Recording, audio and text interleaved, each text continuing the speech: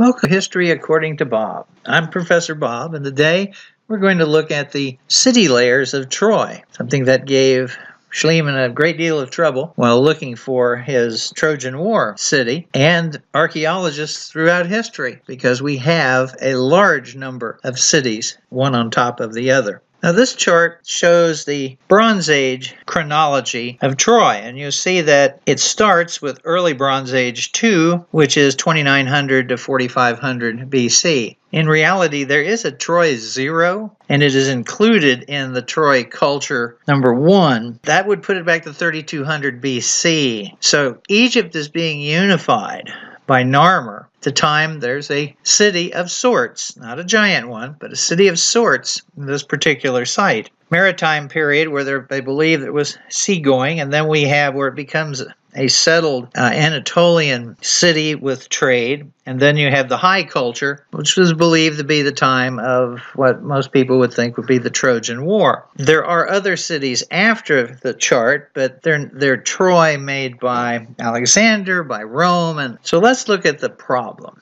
Here we see a schematic of the problem of Troy. It's a mound. It had originally a Roman city on the top of it, and when Schliemann began to excavate, he could just excavate there. But there are all of these different cities, 9 or more, and then there are subsections breaking these up into A through H through J, all sorts of things. Here we have the picture Troy looks like today. This is the Hisalar Hill, as viewed from what would have been the middle of the bay, butting up against the city. Of course, it would have been a little taller because the Roman city and the Greek city was removed almost completely by Schliemann. So it would have been a little bit taller. But this is where the digging is going to be, just to give you an idea. Now here we have a schematic showing one of the earliest archaeological techniques for dealing with a site. Normally we would have a flat ground and we would just dig down, where you get a stratigraphic analysis, as each layer as you go down. But on a hill, or a tell as they call them in the Middle East, you're not really sure what's there. So the tendency is, in the early days of archaeology, is simply to slice a gouge down the side of it and see what you find. And then if you find a particularly rich site, you can remove the rest of it to that point and do your excavation. Or you can tunnel around. If you didn't stay at the site in the old days, what would happen is you would pick out all of the good artifacts and then toss all the dirt back into the gouge, which really messed up later excavation. Now this is something that Schliemann did at Troy. Now here we have the first of 2 pictures of what is known as the Great Schliemann Cut. And this would go from the top down to somewhat in the middle. And then here we have the cut down through the hill that then goes down towards the sea. And what you see in this picture is actually the residential homes of Troy 1. There's some discussion that the way where he put his trench, there is mention that a very large tower had to be taken out that was in that position. So he may have actually picked a bad location. Now, to give you an idea of what this can look like in another venue, this is a stratigraphic analysis of Megiddo. Remember, Megiddo is one of the famous battles between the Hittites and the Egyptians in the Bronze Age period. Here is the aerial view of the excavation site today, and they did a trench in one section and have done all sorts of tunneling. Now, when you get into a rich site, here is what you can end up with. Just look at the stratigraphy. But you can see the different pottery from one angle, and then since I'm a military historian, I took a little different shot here. Here's the one where you can see the changes in military equipment, in the spears, and even the metal that they're made out of. So back to Troy. Here's another angle of a schematic showing the old Roman city on the top. Here is an aerial view of the excavation site at Troy today. And later on, as I've said before in a previous show, that we'll walk all the way through it so you can see how it goes and how easy it is to get confused. But we're looking at this, and it's not flat. You have high spots, low spots. It goes up and down. It's not just one city. And to give you an idea of what this would look like if we overlaid the excavation of the sites, this is what you would see. So here you have all of these different layers of different cities, one on top of the other. And it's quite a problem. Actually, once you're on the site for a while, it doesn't bother you. You kind of get used to judging the architecture. The architecture is pretty easy in a couple of cases. But this is one of the problems in this particular site. Troy, 2920 to 2350 BC. It's actually made up of 14 building phases. Now, it had a rustic look, but it also had an enclosure wall of fieldstone, which over the years was reinforced as well as renovated. The populace supported themselves through agriculture, animal raising, and fishing. The pottery here was locally made with surface colors ranging from dark brown to black, with some vessels actually decorated with white-filled incisions. Now, the Schliemann Trench uncovered this city's series of row longhouses. Troy 2.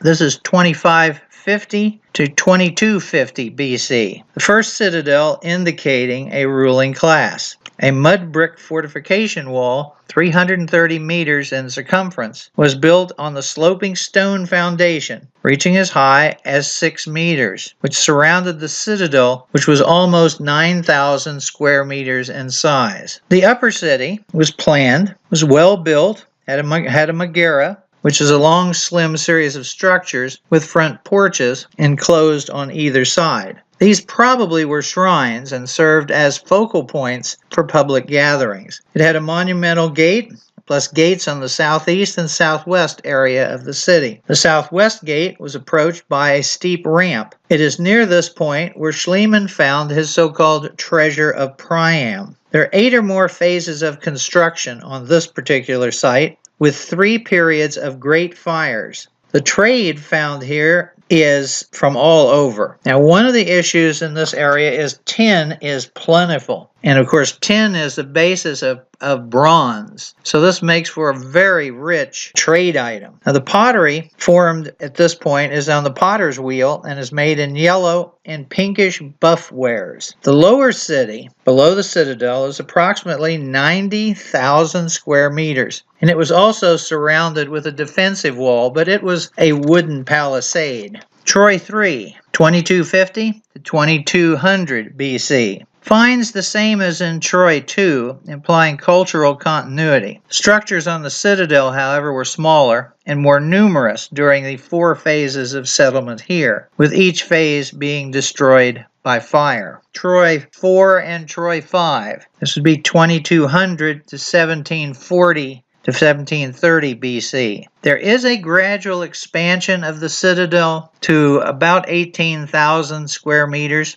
Troy 4 has 7 building phases, each one of them being destroyed by fire.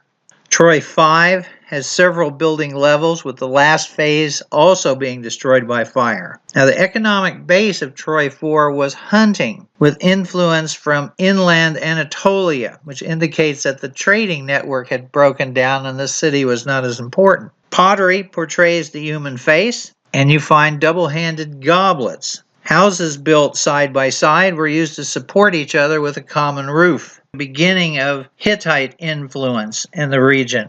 Troy 6, 1740 or 30 to 1180 BC. This is the height of the Trojan culture. A thriving city, a large trade center. The citadel was enlarged and fortified. It is now 20,000 square meters, larger than any city within a 100-kilometer radius. Sloping fortification walls of dressed stone had towers and bastions encircling the citadel. Foundation of this wall was 4 to 5 meters and was 6 meters high. It was then crowned with mud brick superstructures, making the wall 10 meters high. Note that there are sawtooth edges or offsets with certain stretches of the wall with slightly curved masonry. The main south gate guarded by a tower with the central palace standing high in the center. Now, here is an example of a Hittite reconstruction of a fortification wall from the capital city of Hattusa, which is pretty identical to the description of the main wall at Troy, with one big difference. The base of the Hittite capital is only a couple of meters high, and the fortification at Troy was much higher. Now, the lower city of Troy 6 had a dense population and covered 280,000 square meters. And this final phase of construction was destroyed in a massive earthquake.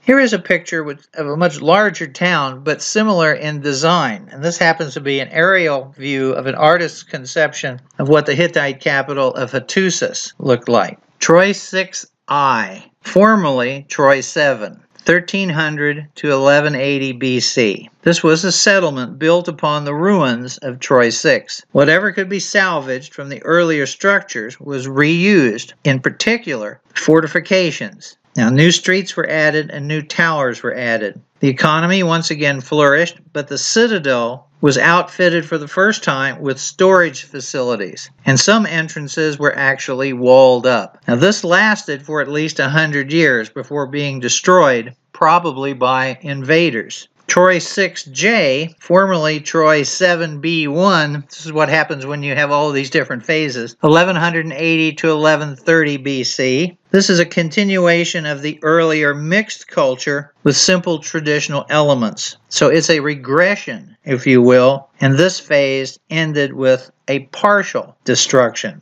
Troy 7B, 1150 to 950 BC. Pottery of local distinction, with pottery from the northeast Balkans, as well as the West Black Sea coast. Buildings were small in size and concentrated in the upper city. Now there is a hiatus, 950 to 720 or 700 BC. Troy is sparsely populated at this time, if at all. The sanctuary at the peak of the citadel probably continued as a ritual site. The surviving fortifications would have remained and retained their majesty. Troy 8, Greek Ilion, 700 to 85 BC. Sanctuary buildings were established by the Aeolian Greeks. A Trojan cult emerged in the 3rd century BC with the dedication of the Temple of Athena on its height. It was consecrated, quote, the sacred city of Ilion. End of quote. Other temples then sprang up to the west. The Holy Precinct was a rectangular area of 9,500 square meters. Ilion became a religious and political capital of a federation of cities and included a lower settlement that was enclosed by a wall 3.6 kilometers in length. The city was sacked by the conniving Roman general Fibria in 85 BC. Troy 9, Roman Ilium, 85 BC to 500 AD.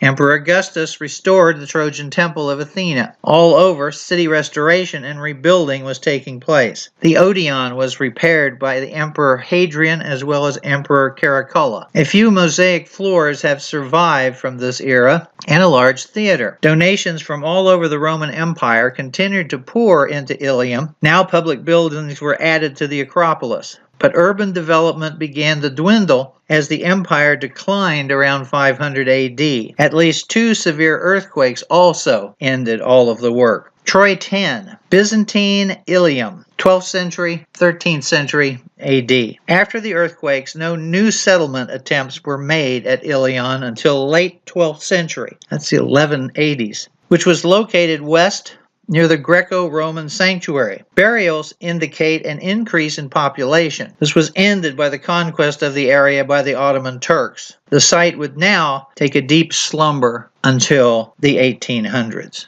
Now, if you look at the schematics, as I went through them one by one, and we see the big schematic again, remember there are at least 43 phases of development with the 10 major periods of construction. And this is all overlaid on this chart. So you can see how confusing it was.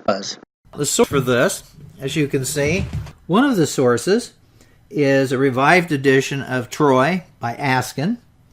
Another source from the Osprey Men-at-Arms series is Troy 1700 to 1250 BC by Fields. The Guide to Troia and Walusa by Korfman is really good. This is a book that you'll find on the site and was recommended by the guide that we had on the tour. And then one of the most interesting books, and this has been quite a while ago that this was made, the In Search of Troy, In Search of the Trojan War by Wood, does really good work. And he did a BBC series on that book. So there's some interesting material from that.